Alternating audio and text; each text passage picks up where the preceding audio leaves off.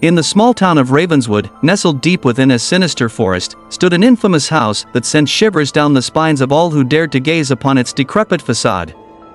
Locals whispered about its dark past, claiming it was cursed and inhabited by malevolent spirits.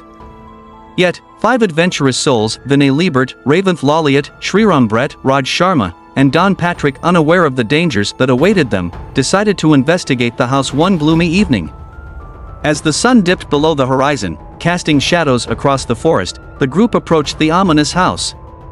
Its weather-worn walls seemed to leer at them, beckoning them closer. Unease crept into their hearts, but curiosity drove them forward. Vinay, the fearless leader, took the lead, followed by the others, each suppressing their rising fears. Inside, the air was thick with a foreboding presence. The creaking floorboards echoed through the dark rooms, and flickering candlelight revealed ominous paintings on the walls, portraying sinister-looking figures. The group tried to shake off their unease and continued their exploration. But as they ventured deeper, strange things began to happen.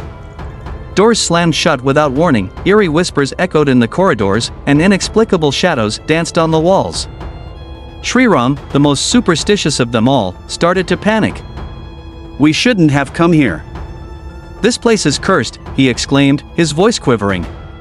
Ignoring Shriram's pleas, Vinay urged them to press on, determined to uncover the truth. The group split up to search for clues. Raj and Don descended into the dimly lit basement, while Vinay, Raventh, and Shriram climbed up to the attic. Upstairs, Shriram stumbled upon an old journal, its pages filled with chilling accounts of supernatural occurrences and inexplicable deaths that had taken place within the house. The more he read, the more terror gripped his heart.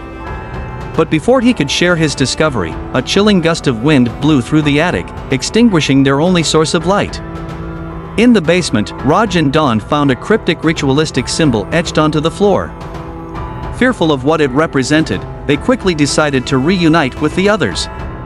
As they ascended the stairs, they could feel an oppressive malevolence closing in around them. Back in the attic, the group noticed a faint glow emanating from an ornate mirror. Raventh, ever curious, approached it cautiously. As he peered into the mirror, his reflection seemed to morph into something monstrous, and a voice whispered chillingly, "Leave this place before it claims your souls." Panicked, the group rushed to the exit, but the house seemed to resist their escape. Doors slammed shut, walls seemed to shift, and malevolent laughter echoed through the halls. Don Patrick, the skeptic, couldn't deny the supernatural presence any longer. Finally, they found themselves in the heart of the forest, surrounded by towering, gnarled trees. The forest seemed to have a life of its own, as though it was conspiring with the house against them. They were trapped. Realizing that they had awakened an ancient evil, the group fought against despair.